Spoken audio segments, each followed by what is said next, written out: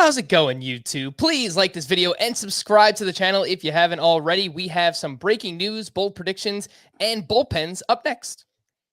It's time for bold predictions. Welcome into Fantasy Baseball today on Tuesday, April 5th. Frank Stampfl joined by Scott White and Chris Towers. Today on the show, we'll get to all of those bold predictions, try and figure out who each team's closer or closers are, and we'll save the general season predictions for Wednesday night. That'll be opening day eve. And tomorrow, of course, we do have our For the People Listener League draft. So that's basically the entire plan for the rest of the week. But first, we had another trade. It's kind of like spring training and hot stove combined right now. It's like teams are trying to figure out their rosters, but at the same time, they're making a bunch of moves. So the latest, Austin Meadows traded over to the Detroit Tigers in exchange for Isaac Paredes and a competitive balance round B draft pick. I know Meadows was a mixed bag last season. Seems kind of like a light return. Maybe these guys have a different feel for the situation. Last year was a weird year for Austin Meadows. I was all in, and I don't really know what to make of it. 234 batting average, 27 homers, 106 RBI, only 4 steals, completely sold out for power. There really wasn't much power. He led all qualified hitters in fly ball rate. Plate discipline was still pretty good, but could not hit lefties. So, Scott, where are we on Austin Meadows now moving over to the Detroit Tigers? Well, I was, despite how bad last year was for him, I was making the case for him to be a bust in fantasy still. He had been in every version of my bust column. The thinking being, yeah, last year is genuinely what Austin Meadows is now, and I'm not sure the Rays are going to stick with that every day. Tigers is a different story. Tigers, I don't think, have as many choices. Especially, I mean, obviously they made this trade because Riley Green is unavailable for the start of the season. I suspect they're going to play Akil Baddoo in center and Austin Meadows in left. And then maybe when Green is ready to go, maybe they'll be ready to move on from Miguel Cabrera at DH and stick Austin Meadows there. So, you know, from that perspective, I guess, not in a way that's going to be reflected in my rankings, but I have a little more hope for Austin Meadows now, just because I think the at-bats are going to be there. But at the same time, I still think he's going to be pretty all or nothing hitter. Low batting average, low OBP, good power, but not like Joey Gallo good, you know? Yeah. But not Joey Gallo strikeouts either.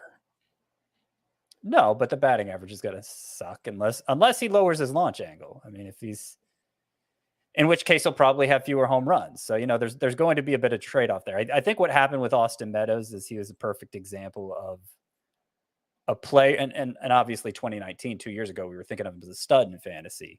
That was when the ball was at its juiciest. Last year, the ball was deadened. His approach of selling out so hard for power didn't pay off the same way because not a high enough percentage of those fly balls were leaving the yard. So that's where I think Meadows is as a player. You mentioned the light return, Frank. I mean, I think Meadows is pretty marginal in fantasy now. I think he's even worse in real life because he's on top of those issues at the plate. He's not a good defender. I mean, it's not a marginal return when you consider that they're going to save $3.5 million. Which is a significant part of the thought process here for the Rays, undoubtedly. Right. No, I'm not blaming the Rays for doing this. I'm explaining why the Rays are doing this. In that, yeah, I mean, Meadows is you might. I think fantasy players think of Meadows as a bigger deal than real life teams do. Yeah, I definitely did heading into last year.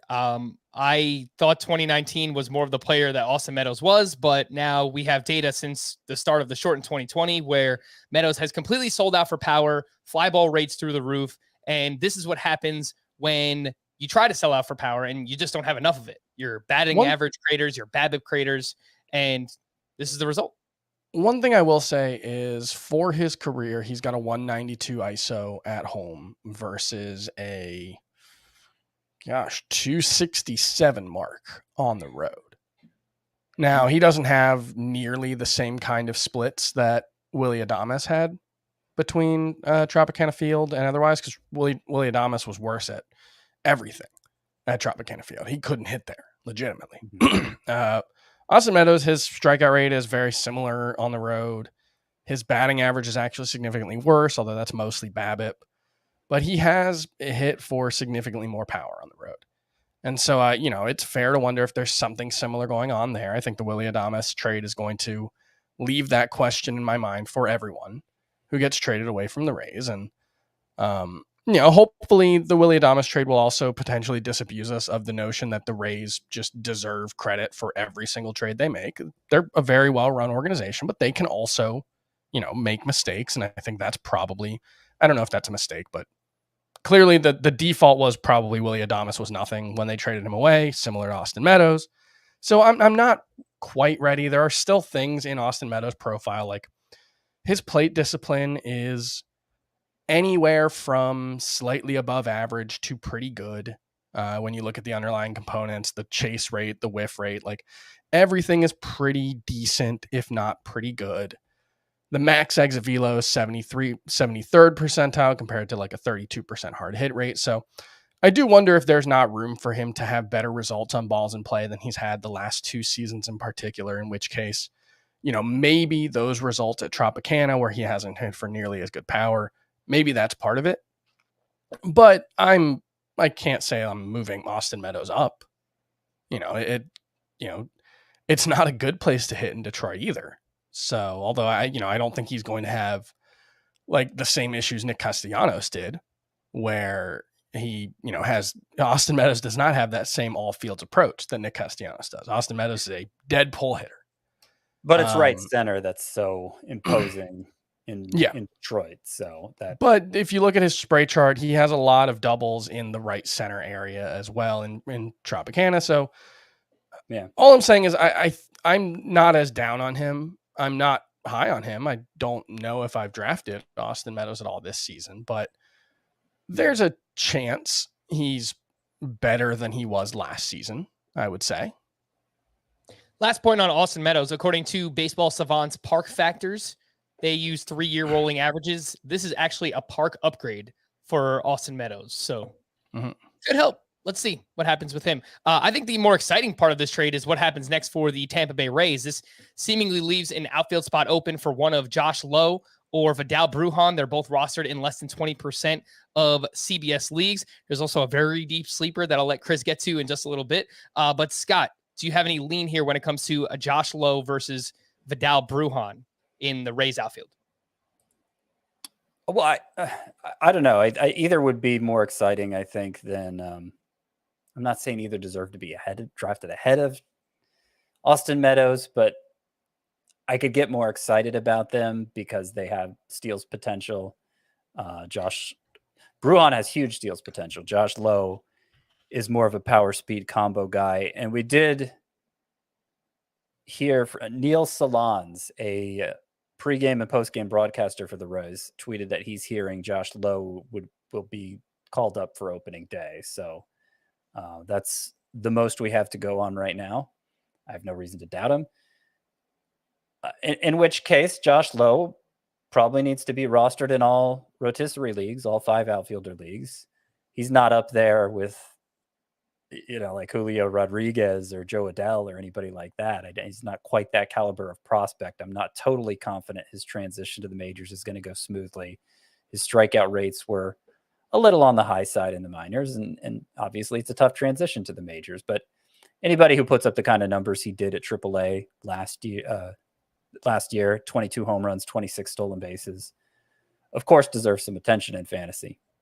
Yep. Yeah, he did have like a 28% or like actually close to a 30% strikeout rate against lefties in AAA last season. He had an okay 762 OPS against them, but 48 divided by 155, 31% strikeout rate against lefties. So could be some platoon issues as well there. And this is the Rays. Rays love to, yeah. Well, it would not be a surprise if the Rays sat their, prized 24-year-old outfielder against lefties. So it's a good concern for sure, but someone to be interested in fantasy.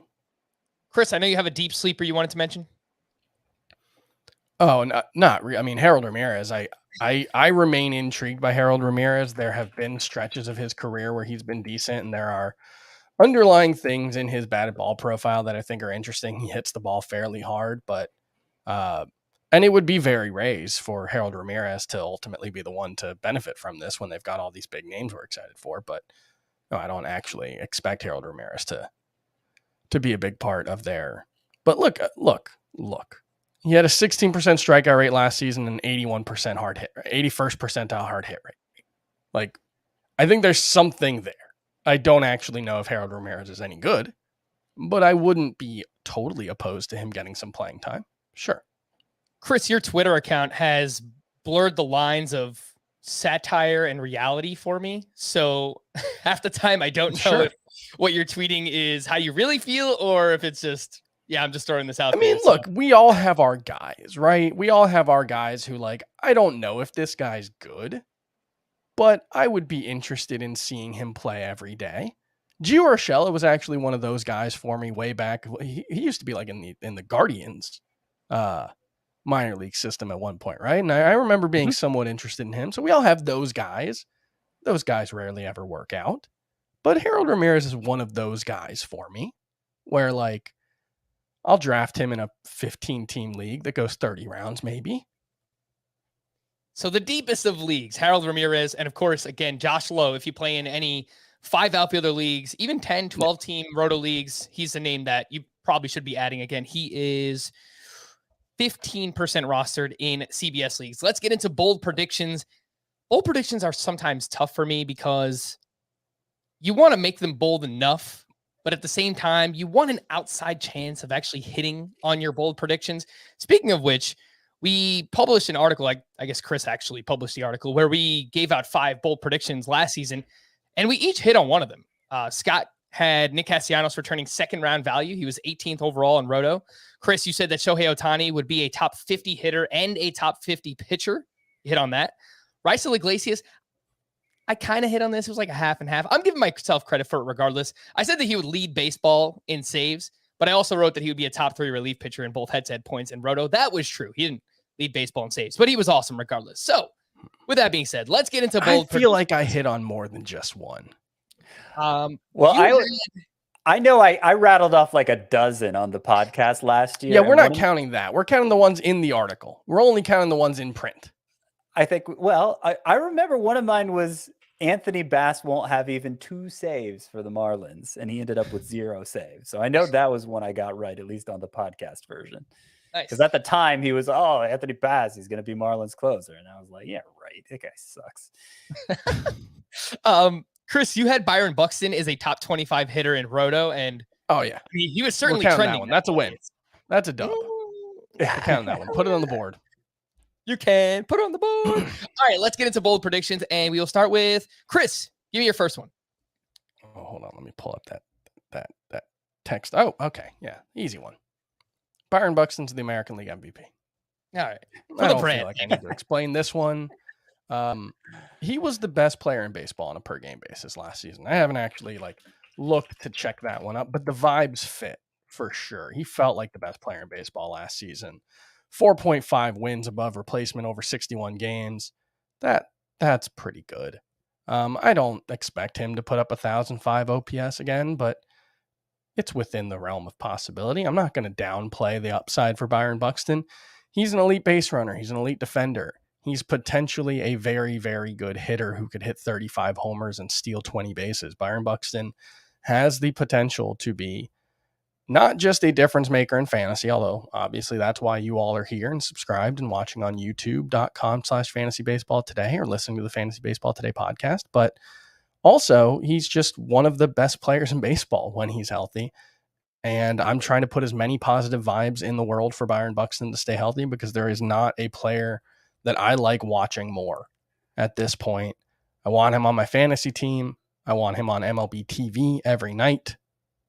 Byron Buxton, superstar. Although you want to put positive vibes out for Byron Buxton so that he stays healthy. It sounds like a consequence of this bold prediction is that Shohei Ohtani wouldn't be staying healthy. Well, I mean, Byron Buxton Byron Buxton has a 1485 OPS in spring training.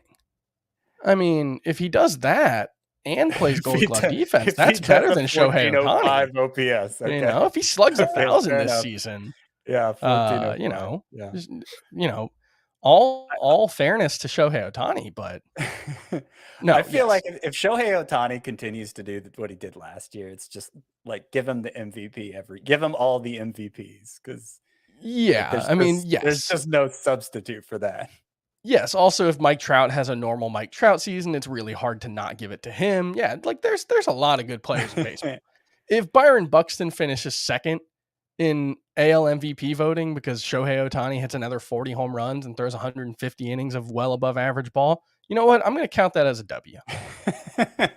For our betting audience out there, you guys are right. Shohei Ohtani and Mike Trout, along with Vladimir Guerrero, are the three names that are head and shoulders above everybody else in terms of MVP odds in the American League. And then you get into like Aaron Judge. Wander Franco is top 5 for AL MVP, which is just bananas to me. But if you like Byron Buxton as much as Chris does, plus 3,500 if you want to get in on that. Scott. Yeah, I couldn't find that one on Caesars. I was looking for it. I couldn't find MVP odds. I mean, I'm looking them up. I did put, I have to say, I put a little bit on Mike Trout to lead the American League in home runs. But I couldn't find because I was looking for Byron Buxton AL MVP odds. Yeah, I couldn't find it anywhere either. I'm looking at just VegasInsider.com right now, but I couldn't find it anywhere where you could actually bet. Scott, bold prediction number 1. So this is in the same vein as that Anthony Bass prediction from last year. Not quite as aggressive, but I am going to say Jake McGee doesn't get more than 5 saves for the Giants this year. Spicy. I don't believe Gabe Kapler means what he says when he uses closer. Closer. When he calls somebody a closer, I don't think he believes in that term. I think he just throws it out there because that's what that's what his audience wants to hear. And if I know Gabe Kapler, and I think I do, he is not going to use his one high leverage lefty. He's not going to preserve him for the 9th inning. He says he followed that comment about McGee by saying we have 3 guys capable of closing. The only one of those 3, the only lefty of those 3 is McGee. He's going to deploy him situationally sooner than later. I'm not saying McGee's not going to get a save on opening day. I'm giving him 5 over the course of the season. But I think sooner than later, one of the righties, presumably Camilo Doval, but if it's Tyler Rogers, fine, it's Tyler Rogers, is not going to be McGee. I know Tyler Rogers is having a pretty rough spring. It might not matter at all. Jake McGee and Camilo Doval have looked much better so far, but yeah, it could come down to matchups. I'm looking at their bullpen to see what other lefties they have. Harley Garcia. Yeah, he's not bad, but I will say maybe this is a bold prediction to counter Scott's bold prediction. I think it's more likely Camilo Doval gets fewer than 5 saves than Jake McGee. Ooh, fight. So maybe you should be putting some money on Tyler Rogers. Look, there is certainly a scenario where Camilo Doval was just a phony last year. So I get that, but I don't think if we are to believe Camilo Doval is what he's been promoted as being, then I don't think McGee in the 9th inning lasts, because I just don't think it's the best way to implement that bullpen. And I like Gabe Kapler loves versatility as much as any manager. Like him or Kevin Cash, who loves versatility more. It's between those two. And so like, I don't see that manager using his one high leverage lefty that way. I guess my counter, Scott, would be that the bullpen construction was pretty similar last season, and he was okay saving Jake McGee for the 9th inning. Well, Camilo Doval didn't show up until the end of the season. And what happened? He became the closer. He did. I mean, I drafted Jake McGee in my main event, so I'm kind of hoping your bold prediction is wrong here, Scott. That's what I'm warning people, last second drafters out there. I keep seeing McGee go higher and higher, and I'm like, yeah, you guys are really going to get faked out by Gabe Kapler again? When's the last time the person he hinted at being the closer was actually the closer? But it is worth noting that Camilo Doval's career didn't start with his most recent 27 innings. He was Yes, not Chris. that good in the minors. Like he had a 5.1 walks per nine in his minor league career, and that was 7 in AAA last season. He had a 5 ERA in AAA. Yes, his stuff looked really good, and he was really good for 27 innings last season. It was the first time in his career that he's thrown strikes. He's had home run issues in the minors. Like, I'm just saying, I feel more confident that Jake McGee's a good major league pitcher. I feel very confident that Jake McGee's a good major league pitcher. I don't know if Camilo Doval is. And I don't disagree with that. But there's only one guy, right? And like it would take a lot. I don't know. I don't know what I'm trying to say. I'm just saying I Tyler like Rogers is the guy. You're saying Tyler Rogers. I feel like we're just confusing people at this point. I think it's going to be a very fluid situation. Last year, the Giants had 8 different relievers with a save. Jake McGee led them with 31 saves, but they also had 85 save opportunities as a team. That was the most in baseball. So it seems like McGee had a lot of saves. He did. That was 31 of 56 saves that they had as a team. Just 55%. So keep that in mind. Like, I think it's pretty fluid. You know, maybe it turns out each of him and Doval have 20 plus saves. Like, we just don't know. But overall, yes, I think things will still continue to be likely frustrating, regardless of who Gabe Kapler goes with. My first bold prediction I wanted to mention, Lourdes Gurriel finishes as the most valuable hitter on the Blue Jays this season. Now, there's a lot going on here because not only does he have to outperform 2 first-round caliber players and a likely 3rd or 4th rounder in Teoscar Hernandez, Gurriel would have to play to a level that we just haven't seen him play to yet. So his 162-game home run pace is 29 for his career.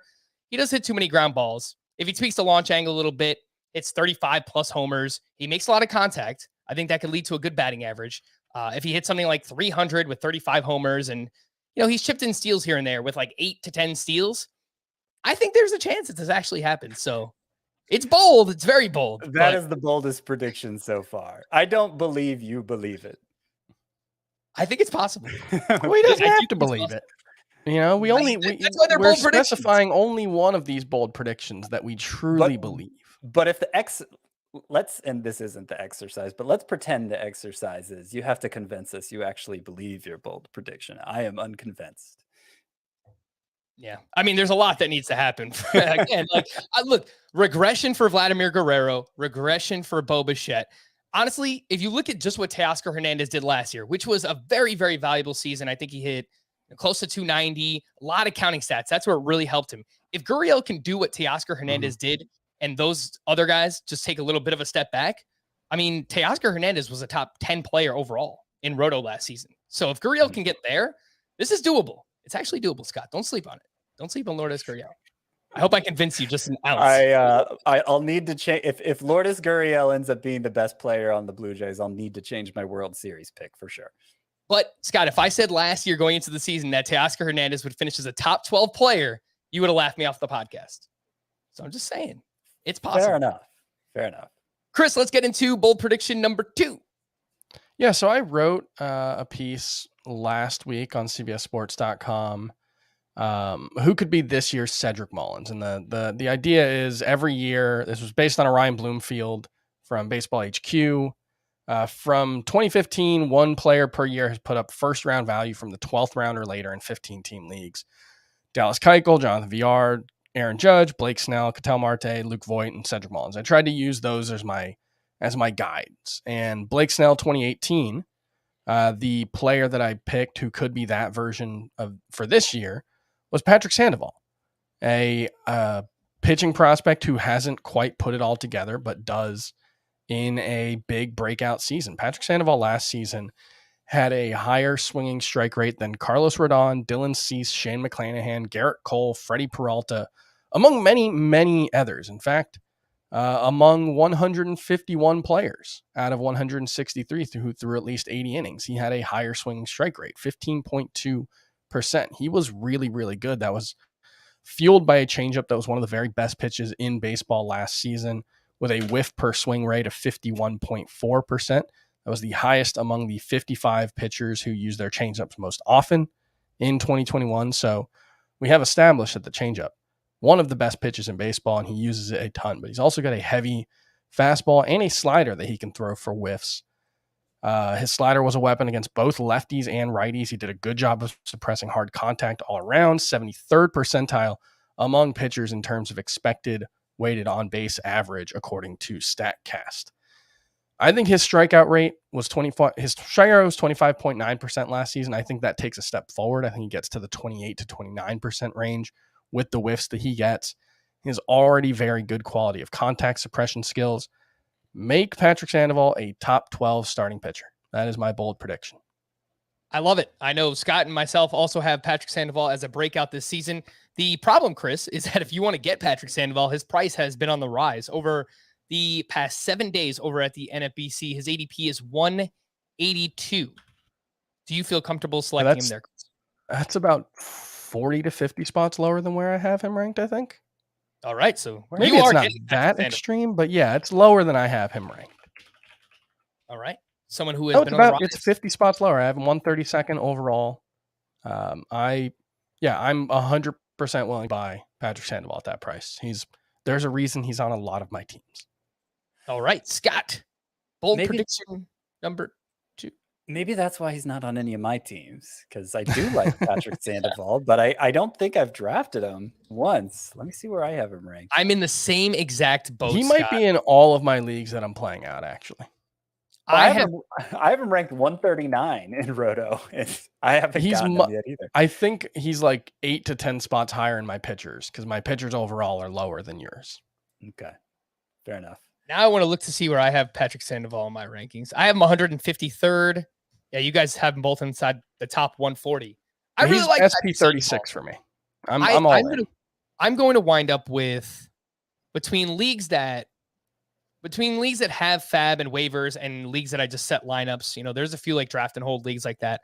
I'm going to wind up with, I want to say 12 or 13 leagues this year. I don't have Patrick Sandoval on a single one, and it hurts. I don't feel good about that. Scott, bold prediction number 2. Dalton Varsho and Alejandro Kirk are both top 5 catchers this year. Yeah. Spicy. Let that sink in.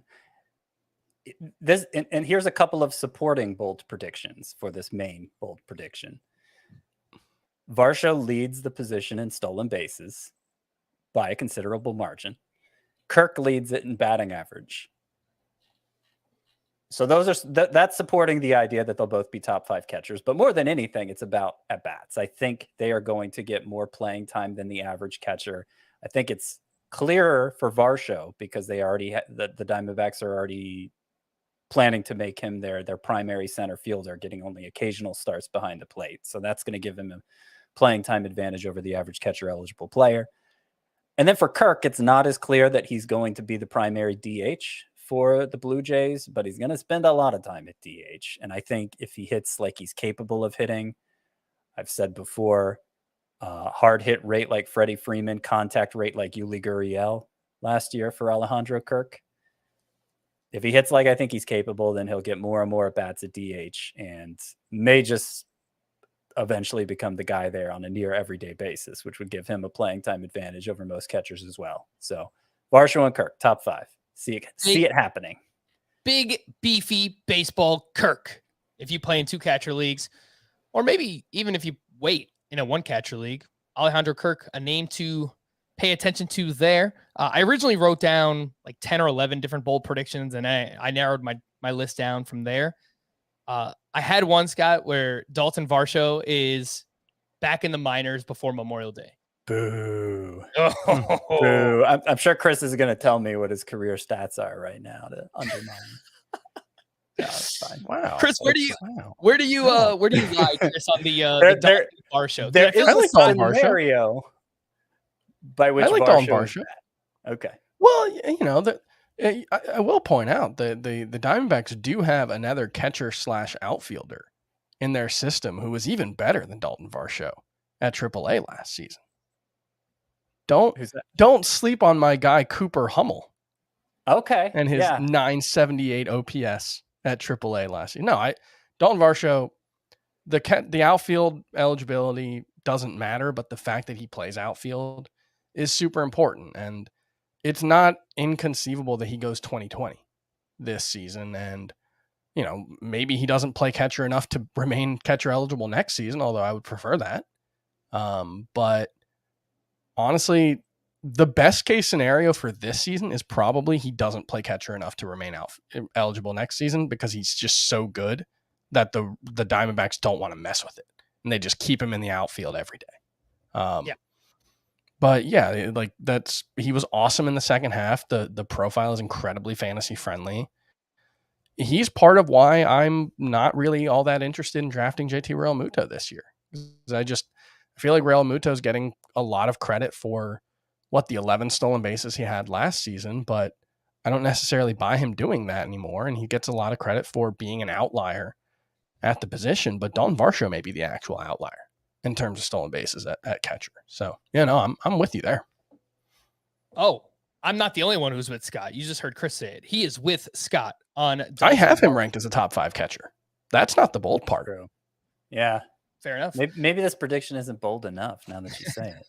Well, I mean, Alejandro Kirk, I only have him ninth. I think what it is getting them both in the top 5 very likely forces Real Muto out. And Real Muto has been like the position standard bearer for the past half decade. So wouldn't surprise me if that happened. Yeah. I had one that was kind of similar, Scott, where it involved multiple players. One that I had written down was the Giants' entire pitching staff finishes as top 25 starting pitchers. All 5 of them are top 25 in fantasy, but that would require a lot of things to go right. Scott, I noticed that right around the 20-minute mark of this podcast, you started like rubbing your head. I think like Chris was like stressing you out a little bit. Oh, now you're squeezing a stress ball. I just saw on your other hand that you were squeezing a stress ball. So don't let Chris get to you, man. Like the season hasn't even started yet. Like, yeah, I have been. If I really wanted to get to Scott, I would dress as a clown. No, you're not wrong. True. I would just there would be a Scott-shaped hole back through that wall. Yeah, this stress ball's been my little friendly. It's like a heart with a mustache. I don't know. Yeah, one of the kids got it on Valentine's Day, and I claimed it as my own. So I just sit here while we're podcasting, squeezing it. It looks like something you would see out of a Super Mario Brothers video game or something like that. I'll give you my bold prediction number 2, and then we'll hit a quick break. Once again, we will get just one 30-30 bat in 2022. 30 homers and 30 steals. Just one player will do it. His name is Akil Baddoo. The raw talent is already there. StatCast in terms of max exit velocity, sprint speed, they really like this guy. AJ Hinch wants him to be the leadoff hitter. He's got to succeed against left-handed pitching to do that every single day. I'm not sure that he'll be able to do that. There's been some up and down so far in spring, a few home runs off of left-handed pitching. He has to improve that way. Like that's the only way this is possible if he's playing every single day for the Detroit Tigers. But he improved the strikeout rate tremendously last season. The first 2 months, that was 37%. The final 4 months, it was 22%. And again, as I mentioned, the power and speed is already there for him. He just really needs the playing time. Chris, I know Akil Baddoo is someone that you really like as well. Scott, I don't know. Where are you at, Scott, on Akil Baddoo? You like him? I'm torn on him. I wanted his plate discipline to be better last year. It got better as the season went on. It got better, and then it got worse. Yeah, there was one. I think it was August. And I feel like that was mostly a product of his playing time against lefties. There was a stretch where his underlying stats looked really, really good, like in July. And it was because he wasn't really playing against lefties. So that's where he needs to take the step forward, I think. What I think Randy Arozarena is, and I have Randy Arozarena as one of my biggest busts going into this year. So I'm not a Randy Arozarena guy. So with that in mind, what I think Randy Arozarena is in reality, not who he was last year, I think Akil Baddoo could also be. I would rather have Baddoo at his price than Arozarena at his price, for sure. But I haven't drafted Akil Baddoo even once, so it's not a priority for me. All right, before we hit the break, a week unlike another is finally here. The Masters returns to Augusta National, where Hideki Matsuyama will defend his green jacket. Go join the First Cut Golf podcast, where the entire crew is previewing this year's tournament. From storylines to picks and even daily fantasy advice, the First Cut has you covered. The First Cut Golf podcast is available wherever you are listening to this podcast. And If you listen or watch this podcast, then you should be part of our Fantasy Baseball Today Facebook group. It's free to join, facebook.com/groups/fantasy baseball today. I know a lot of people have questions right now. We're still getting a lot of emails. We appreciate all the support. Again, it's just hard for me to, I'm trying to answer some of those like here and there in my downtime, but there are a lot of emails. We appreciate it, but you can join the Facebook group. You can talk it out with some of our other listeners and supporters. Again, that's facebook.com/group/fantasy baseball today. We're going to hit a quick break. And when we come back, a few more bold predictions here on Fantasy Baseball Today. All right, so let's get into bold prediction number 3. Let's do it rather quickly. I want to get to bullpens. Chris, what you got? So I want a ruling on whether this is bold enough. So my initial one was George Springer has 240 combined runs plus RBI. That would be a lot. But That's a lot. looking over the past decade, there have been about 15 players who have had 240 combined runs plus RBI, including Anthony Rendon in 2019, and Rafael Devers in 2019 also did it. So I'm wondering if that's not bold enough, and maybe I need to bump it to 250, which has only been done once over the past decade. Do you guys know who did that? 155 combined runs and RBI. I'm going to guess Trout. Not Mike Trout. Bryce Harper. Guy led the majors in home runs and RBI that season, while also having 123 runs scored. I don't have a good... I was thinking one of the Blue Jays guys from last year, but I don't think that's true. Nope. It was a guy who won an MVP on a sub 500 team, Giancarlo Stanton, in 2017. 255 combined runs and RBI. I'm going to put it at 250 for George Springer. That is how much I like George Springer hitting at the top of this Blue Jays lineup. And look, over the past 3 seasons, his per 162 game pace, 239 runs combined and RBI.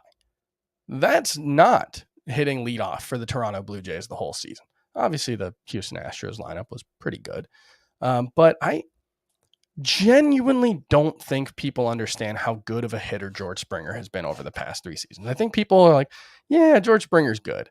His combined line over the past 3 seasons, 278, 369, 570, 939 OPS. His per 162 game pace for home runs, 48. This dude is one of the best power hitters in baseball. He's going to hit leadoff for what we think is probably, okay, maybe not the best lineup in baseball because those guys in Los Angeles are pretty good, but Blue Jays lineup is going to turn over a ton. He's going to have a good on-base percentage. He's going to score a ton of runs. He's going to drive in a ton of runs. George Springer is going to be massively, massively valuable this season. Well, we already know one of these bold predictions is going to be wrong because there is no scenario in which George Springer delivers a combined 250 runs in RBI and Lourdes Gurriel is the best hitter on the Blue Jays. That's true. And it might be hard for Byron Buxton to win AL MVP if that happens. I was just thinking he's all mutually exclusive. Fair enough. Yeah. Yeah. I was going to point out again, like, Chris, you said it well, but Marcus Semien last year, 217 runs in RBI, and he did that with an 873 OPS. George Springer, last 3 seasons, you mentioned 939 OPS. And, you know, if he does that's considerably better than who Marcus Semien was last year. Now, the last piece of the puzzle is staying healthy for George Springer. Staying healthy. That's asking a lot. Yeah. Scott, bold prediction number 3. CJ Abrams leads the NL in stolen bases. Ooh. I'm not going to put him play up half the season. I don't get it. It's just a little joke about how few stolen bases there are in Major League Baseball in 2020. Oh, okay. Okay. I'm not going to put him up against a healthy Adalberto Mondesi, which is why I'm saying just the NL, but I will put him up against the actual MLB stolen base leader last year, Starling Marte. 80 grade speed, CJ Abrams is rated as having among all the prospect evaluators. That's as high as it gets, folks.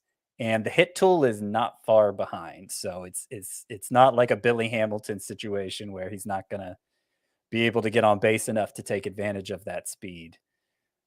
It hasn't been confirmed yet, but it seems like the Padres are leaning toward having him on the opening day roster, filling in a shortstop for Fernando Tatis, and he'll, provided he's not overmatched, making a big leap, obviously. Has hardly seen any time above A ball in the minors, but it's a very high draft pick, highly rated prospect.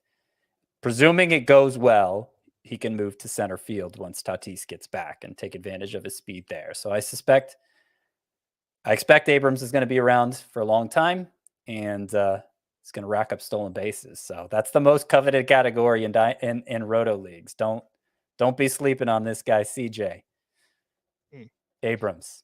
Not to be confused with JJ Abrams. No lens flare here. Just a flash on the base paths.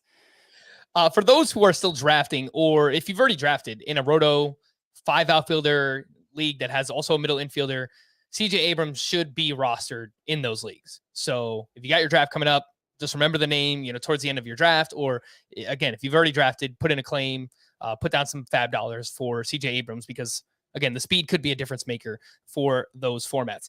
My last bold prediction here, and this is actually the one that I believe the most in terms of fantasy output.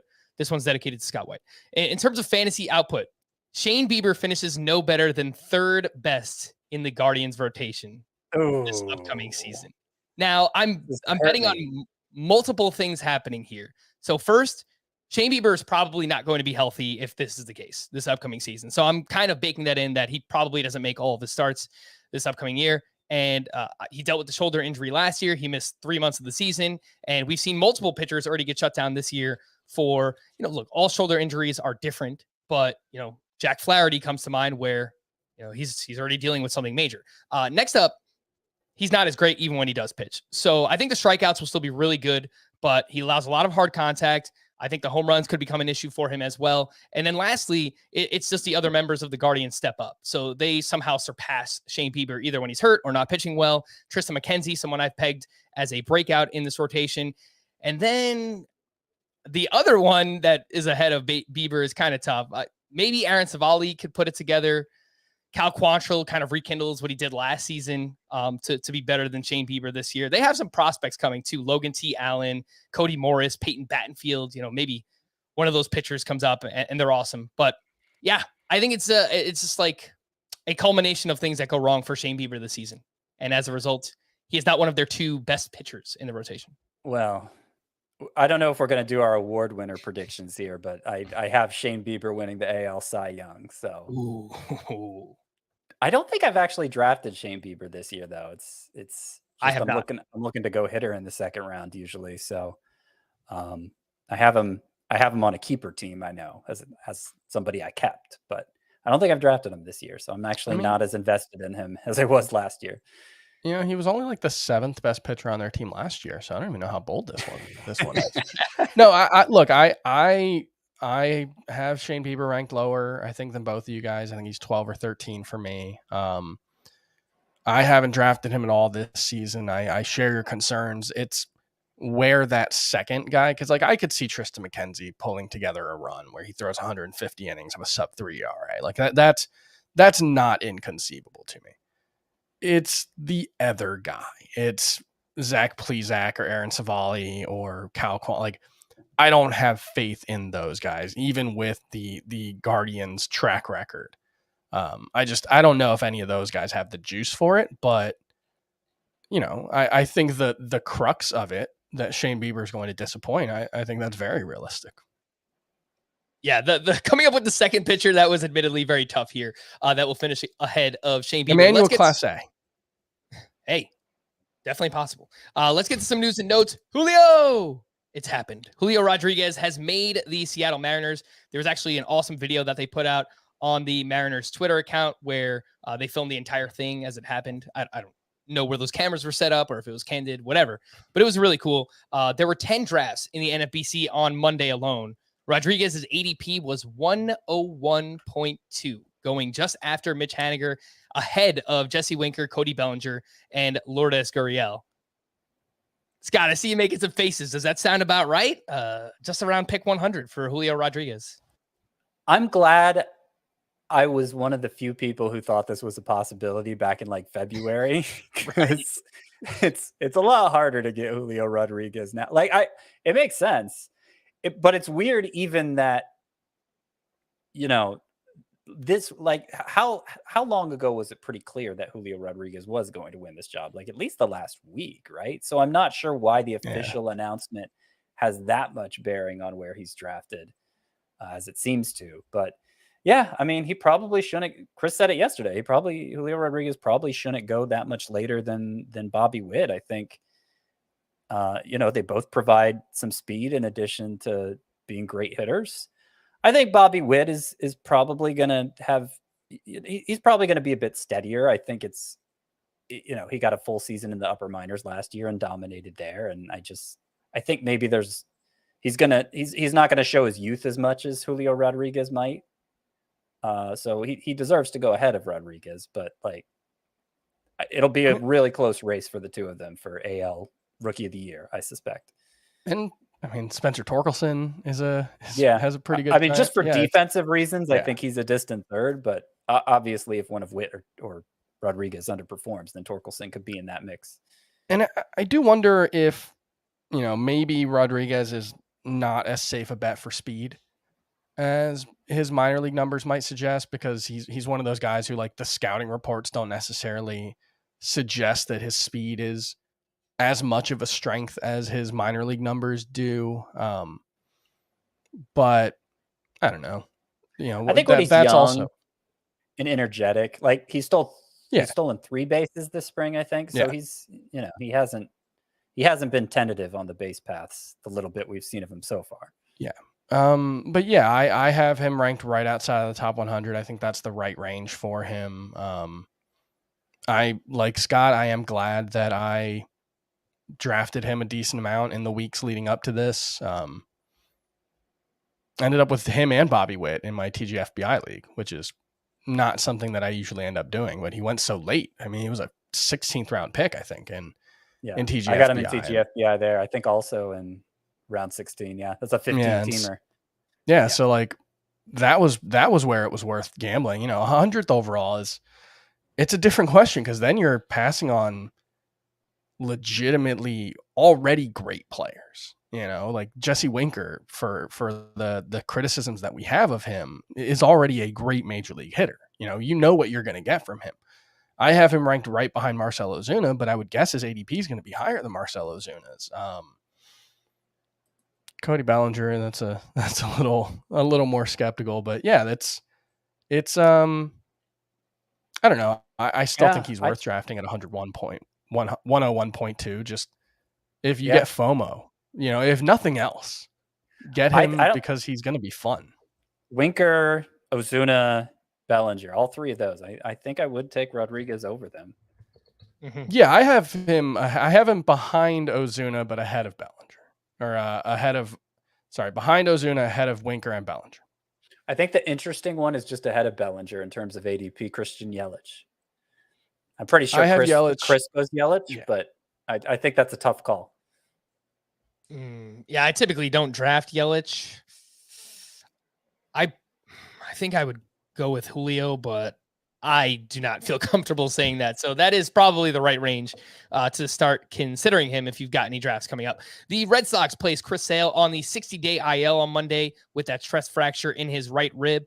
Scott, are you moving him down knowing that we won't see him for the first 2 months? I feel like, we've expressed some optimism recently, but yeah, he's out until June at least. Yeah. I would, based on the way he had been talking about feeling better and starting to throw soon and probably not needing the full ramp up time is how he put it. But you're going on the 60-day DL. That's or IL, I should say. That's obviously setting a timetable for you. That's later than I was hoping for. So, I guess he and Lance Lynn are basically on the same timetable. If that's the case. Who would you rather take, Chris Sale or Lance Lynn? I had Sale ranked ahead initially. There's probably more of a chance of a setback with Sale, but not enough for me to take Lynn instead. All right. Ronald Acuna was placed on the 10-day IL as expected. His timetable remains early May. The Cardinals placed Jack Flaherty on the 10-day IL with that shoulder injury. He recently received a PRP injection, and he's expected to start a throwing program soon. Riley Green, outfield prospect for the Detroit Tigers, did indeed go on the AAA injured list, so he won't be eligible for IL spots in your fantasy leagues. Keep that in mind if you were planning on stashing Riley Green. Lance McCullers has not resumed throwing as he works through that flexor tendon issue. C. Trent Rosecrans reported that Nick Lodolo will make his major league debut next Wednesday against the Cleveland Guardians. And so far this spring, a 2.38 ERA, 0.97 whip, 12 strikeouts over 11 and a third innings pitched. Nick Lodolo is only 30% rostered. Chris, would you take Lodolo over any of Matt Brash, Mitch Keller, or Merrill Kelly, who's been in the news recently as well? I think that's an interesting range. I don't know. Lodolo, correct me if I'm wrong, Scott, but his numbers are really, really impressive, but he's not necessarily like the scouting reports aren't necessarily, as ace caliber as, the 13.9 K per nine to 1.8 walks per nine that he had last season at AA. They don't necessarily view him that same way, right? No. He was the first pitcher drafted in 2019, 7th overall, but he was thought to be more of a floor play than an upside play, somebody who'd move quickly. Granted, once upon a time, Aaron Nola was that guy, and he obviously has emerged as something like an ace in the majors. So it's possible Lodolo exceeds that scouting report. I think the main issue for him is that he threw just 50 2/3 innings last year. So they're going to have to be careful with him. And because he's, they got a few guys set to come off the IL pretty early in the season. I would guess odds are that he's not going to last in this role all of April. He could blow the doors down and the Reds have to keep him around. But my guess is they're going to pull back on him for a while once everybody's healthy. So I would definitely take Matt Brash over Lodolo. I would take Mitch Keller over Lodolo. You take Hunter Green over him? Yeah. I mean, I think Hunter Green has a better chance of sticking around. He threw more innings last year. But Merrill Kelly, you mentioned, Frank, and while I have some hope for Merrill Kelly having a career season this year, just based on the track record, pretty mediocre. I think I'd take a shot on Lodolo and the upside there. Well, and I just think from this perspective, like you could leave Merrill Kelly out there and he could have a good start and maybe go unclaimed. If Nick Lodolo is out on free agency and he has a good start against Cleveland, he's gonna be 100% rostered. Fair enough. Per Zach Silver, who covers the Orioles for MLB.com, this is what he tweeted out. Jorge Lopez certainly sounds like he might become the Orioles closer, if not highest leverage arm. Brandon Hyde hinted at. Paul Fry, Dylan Tate also in the mix. Going to be a trial by fire. More on this in just a little bit. Luke Weaver will pitch out of the bullpen for the D-backs. They didn't announce who the fifth starter would be just yet. It could be Caleb Smith or Corbin Martin. They have some pitching prospects coming in Dre Jameson and Ryan Nelson, but they haven't pitched above AA yet, so I don't think they're going to be aggressive with those two. The Padres are still engaging teams on Chris Paddock trade talks, and Nate Pearson has been ruled out for opening day. He's been dealing with a non-COVID illness and doesn't have enough time to build up. Some quick spring performances I wanted to mention from Monday. Dom Smith, he hit his second home run, and he's just having a monster spring. 11 for 25, 440 batting average. I just don't know how much he's going to play. They still have, Robinson Cano, who could DH. Jeff McNeil is going to be their second baseman. They have a few other names there, JD Davis. So I think it's going to be tough for Dom Smith to find consistent playing time unless he's just absolutely crushing the ball. And speaking of crushing the ball, Diego Castillo, a name that I mentioned yesterday, Scott, we were talking a little bit beforehand. You picked him up in one of your NL-only leagues. Not the Mariners reliever, to be clear. Different Diego Castillo. Expected to be the second baseman for the Pittsburgh Pirates. He actually came over, I think it was in the Jameson Tyone trade from the New York Yankees. He went 4 for 4 on Monday. He had his 6th homer of the spring. He's batting .406, and he was told that he has made the Pirates opening day roster. Last season in the minors, he had .278, 19 homers, 9 steals. Again, the name there is Diego Castillo.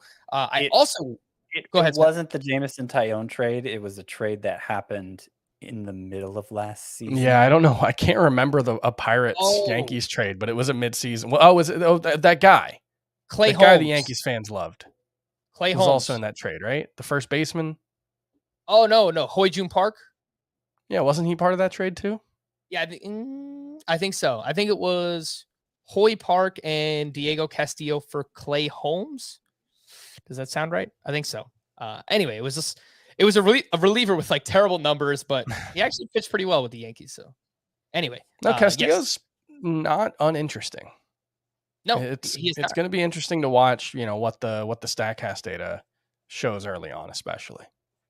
Some streamers for the weekend I wanted to quickly mention. If you're just doing like three-day lineup for this weekend, the Phillies face the Oakland A's. Kyle Gibson is 51% rostered. Zach Eflin is 52%. The Rays face the Orioles. Drew Rasmussen is 47% rostered. Corey Kluber, 68% rostered. And then the Cardinals face the Pirates.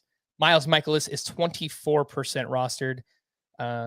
Scott, is there a name that just stands out above the rest here? Kyle Gibson, Eflin, Rasmussen, Kluber, Michaelis. Maybe like one or two that you actually feel comfortable streaming? I think the ones I'd be most interested are the Rays, Rasmussen, and I think Rasmussen's a clear number one. And then Kluber would be behind him for me. All right, let's get into, bullpens, 5 minutes left. We're going to go a little bit longer here. We'll probably go like 10 minutes over, but I just want to quickly run through because we haven't done this exercise in a while and people might be drafting or making waiver claims in deep leagues and they need saves. So I'll quickly start with the National League. The Mets, Edwin Diaz, that's fair to say. Nationals, Chris, we'll start with you here. Do you have a lean? Tanner Rainey versus Kyle Finnegan versus Tyler Clippard? Yeah. My guess would have been Rainey before the spring, but I don't have a lean either way. It's not a scenario like this is the scenario where I'll wait until I see. Like I don't think any of these guys is worth a roster spot without knowing who the closer is. That feels like a waste of a roster spot. Yeah, I agree. It's probably more of a deeper league kind of thing. 15-team roto. Yeah. Even in that, I don't know that I want to use the roster spot. I just had to drop Dominic Smith in a 15-team roto league. So yeah. Tanner Rainey, I know his velo has been down throughout spring. The results have been okay. Dave Martinez said earlier on, I think a couple of weeks ago, that he wants Tanner Rainey to win the job. It's just can the guy actually terrible perform last year. So yeah. For the Phillies, Corey Knebel is the guy for now to start. For the Atlanta Braves, Kenley Jansen will be their closer. The Marlins, Dylan Floro will not be ready for opening day due to arm soreness. So we've got Anthony Bender, Anthony Bass. They just traded for Cole Sulser. Scott, do you have a lean here for the Marlins bullpen? I think I'm pushing my chips in for Anthony Bender now. I think Don Mattingly was reluctant to use him as the closer last year because he already filled such a critical role for him. But the Cole Sulser trade and the knowledge of Dylan Floro coming back, I think it's going to make it easier to go with the most talented pitcher. So I will, obviously I don't say that with a lot of conviction, but if you have to go with one Marlins reliever, I think Anthony Bender is the one. The concern is Floro could just miss like a week and end up they might have one save opportunity. Yeah, so he doesn't get a chance to really sink his teeth into the role. So that's the only concern there. But I'm not sure. I agree on the grip was in the first place for Floro. Yeah. Mm-hmm. For the Cubs, it seems like they have three potential suitors here: Rowan Wick, Michael Givens, and David Robertson. I saw some rumblings recently that the Cubs may not want to use Rowan Wick as the closer. Michael Givens has 29 career saves. David Robertson, 137 career saves, but just really has not pitched that much since the start of 2019. Chris, what do you think here? Givens, Robertson, Rowan Wick. I think I would probably lean Robertson. It just feels like one of those situations where a team adds a guy, see if they can make him the closer and trade him. That would be my guess. So I would expect that they would want him to be the closer given his experience, and then we'll see. All right. For the Reds, Lucas Sims expected to start on the IL with elbow and back injuries. That leaves Luis Sessa, Hunter Strickland, and Art Warren. What do you think, Scott? Gambling on Warren. Warren was who I picked up in place of Dominic Smith in that 15-team league. Yeah, he, the little bit he was up last year, and looking at the minor leagues, unlike Camilo Doval, Art Warren's minor league stats look dominant too. And I think he could take the job and run with it if David Bell gives him that opportunity. Sims is similar to Floro, could be back very quickly. I I think it's going to be a few weeks. It could be before the end of April, but I don't think I it's thought gonna he be threw this a week. bullpen session, but I could be wrong. All right, you Yeah. check that out, Chris, and let us know what you find. It's not like Sims ever won the job last year, though. Yeah, the underlying numbers for Sims were very good. It's just Right. Yeah. he wasn't actually good when he was pitching. For the Pirates, David Bednar and Chris Stratton, there was a report recently that they're expected to go closer by committee here. They had 10 saves after Richard Rodriguez was traded last season. Stratton converted 7 of those. David Bednar had 3. Bednar also was dealing with an oblique injury last season. I was reminded of that from somebody. So I don't, maybe if he was more available, if he was healthy, he would have had more saves. But Bednar is having a much better spring than Stratton. Chris, what do you think about these two? Bednar is a much better pitcher than Stratton Sure as is. well. So I think you just when it's a committee, you default to that guy. I think. I agree, but I'm not I'm pretty invested in Stratton. In most roto leagues, I'd still be willing to roster him because I think the Pirates would rather him get the majority of the saves just so they don't have to pay Bednar more in arbitration. I mean, obviously they're not looking to win right now. So Bednar should go first, but I wouldn't want to invest a ton in Bednar, and I wouldn't want to completely disregard Stratton as an option. The Cardinals are planning to go closer by committee. They have Giovanni Gallegos, who's been awesome anytime he's gotten an opportunity. And then Jordan Hicks is coming back, and he's throwing hard this spring. I believe he had an outing either on Sunday or Monday where he didn't look so good. But Scott, what do you think about the Cardinals situation? I think Gallegos. I know they've said it's going to be a committee. Everybody's saying it's going to be a committee. I think Gallegos is the most trustworthy, and he'll get the most looks in the beginning, just because no one else deserves it more. Mm-hmm. For the Diamondbacks, they signed Mark Melancon this offseason. He's got a 16.2 ERA this spring.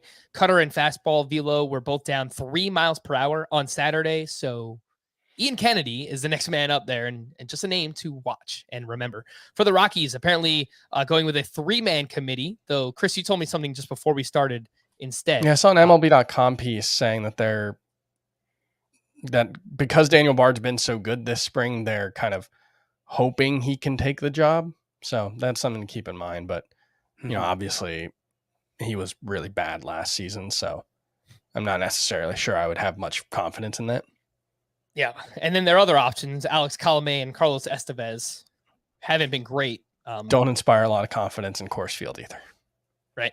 For the Dodgers, they just traded for Craig Kimbrell. He's having a rough spring. We spoke about him on yesterday's podcast. For the Padres, we mentioned also that Robert Suarez looks like he is the leader in this competition. And I saw a quote from Bob Melvin this weekend, quote, "He's going to be a big piece for us. Where it fits in, I'm not 100% sure. I love the fact that he's used to closing, and that's what he's done. If that's the case for him, we'll have all the confidence in the world." Scott, you're going with Robert Suarez here. Yeah, I mean, that seems to be where all the indicators are. And he was great in that role in Japan and has looked good this spring. Good ground ball skills. And he's gotten a lot of strikeouts this spring. He didn't in Japan. Strikeouts aren't as big a part of the game in Japan. Hitters are more focused on making contact there. So I don't know that he won't necessarily be a good strikeout guy in the majors, Robert Suarez. I do want to mention for the Rockies, I'm still counting on Alex Colomé. I mean, he obviously has a long track record in the role, and Bard and Estevez, we saw how that went last year. So I if you're going to invest in any Rockies reliever, I still think it should be Colomé.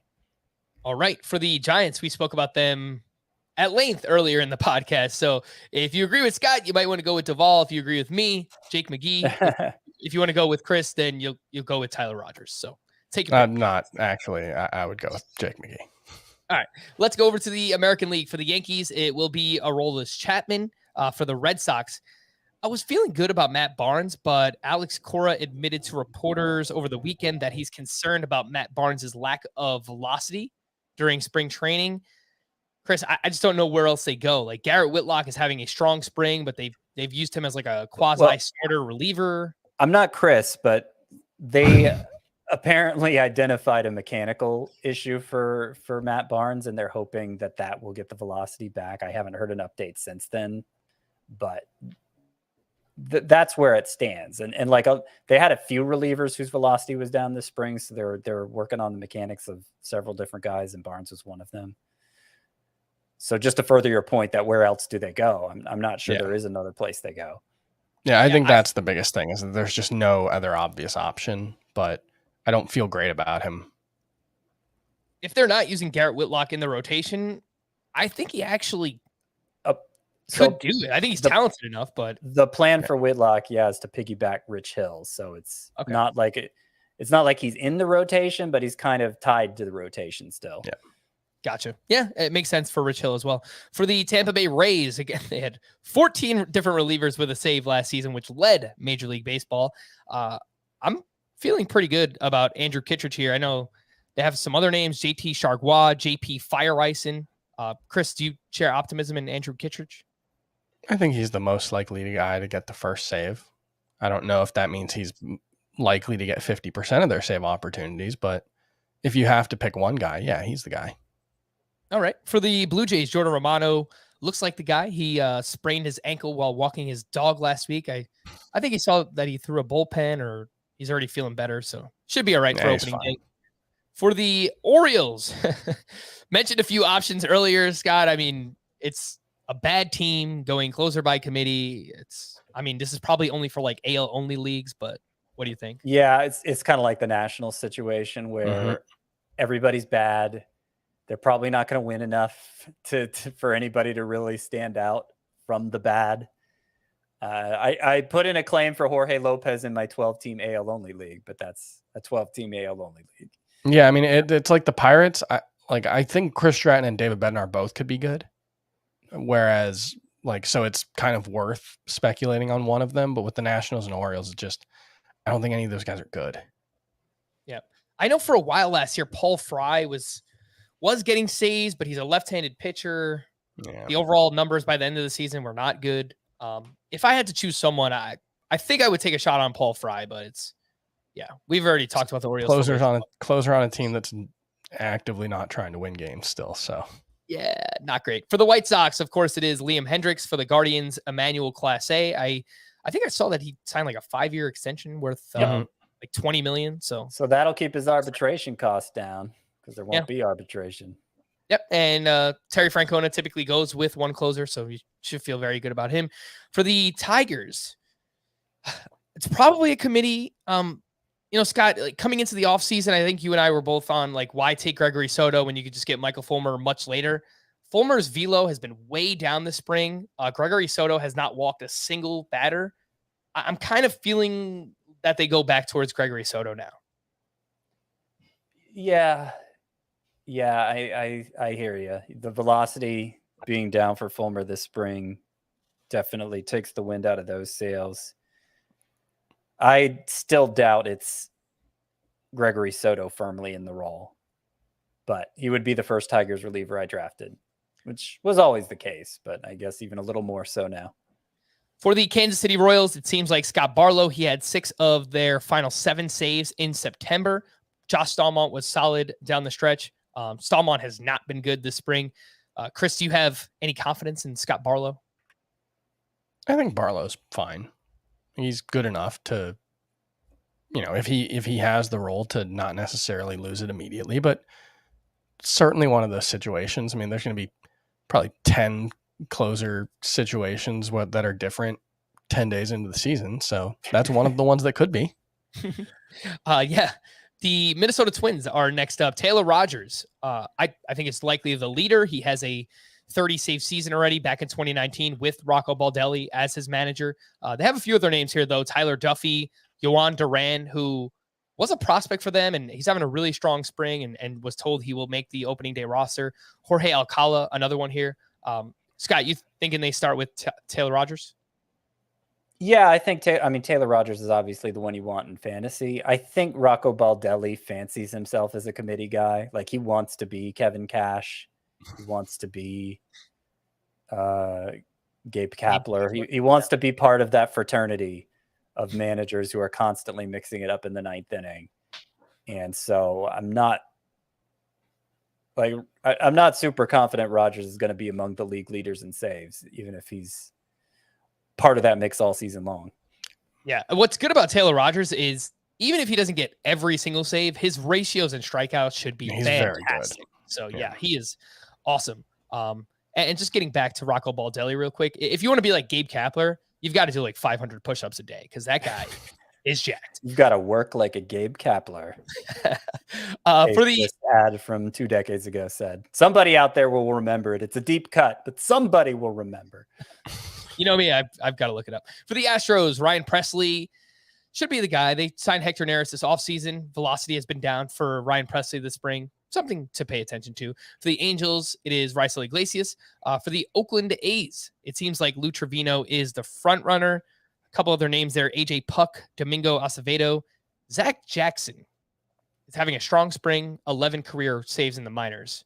But Chris, I think Trevino's confirmed. Again, I'm not Chris, but I think they've actually called him the closer. Yeah. All right, let's I'm get with Scott.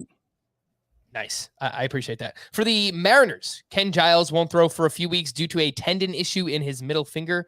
Last season, after Diego Castillo's arrival, Drew Steckenrider had 11 saves, Paul Sewald had 7, and Diego Castillo had 2. Not Chris, the Pirates second baseman. No. Chris, do you have a lean here for the Mariners? I think eventually Ken Giles, but I think at the start of the season, probably Steckenrider, but I think I would rather just have Sewald just because I think he's a better pitcher, and Sewald's the kind of guy that it's just good to have around. You know, I just think he's so good that like I'd rather have him than Steckenrider, just in the hope that maybe he gets 4 saves in April and then Ken Giles comes. And my thought is Giles, if he's good enough, will be the closer based on the fact that they gave him the 2-year contract when he was not going to pitch in 2021. My guess is that's what they want to do. But, you know, obviously he has to get healthy first. Let's finish up with the Texas Rangers. Apparently Joe Barlow will not see save opportunities. Spencer Patton, Matt Bush, Greg Holland, Josh Spores. Those are the names, guys. It's funny. There were a couple of updates on our site for both Spencer Patton and Greg Holland, who seemed like, oh, well, if it's not going to be Joe Barlow, it's going to be those guys. I'm trying to remember the guy's name. Is a Rangers reporter, independent, but with a strong following on Twitter. He was projecting the bullpen, and he didn't even have Patton and Holland in the bullpen. So if that comes true, then who else could it be but Joe Barlow? I still think Barlow, even with, you know, even assuming those two do, I still think he's the one you want, but not with.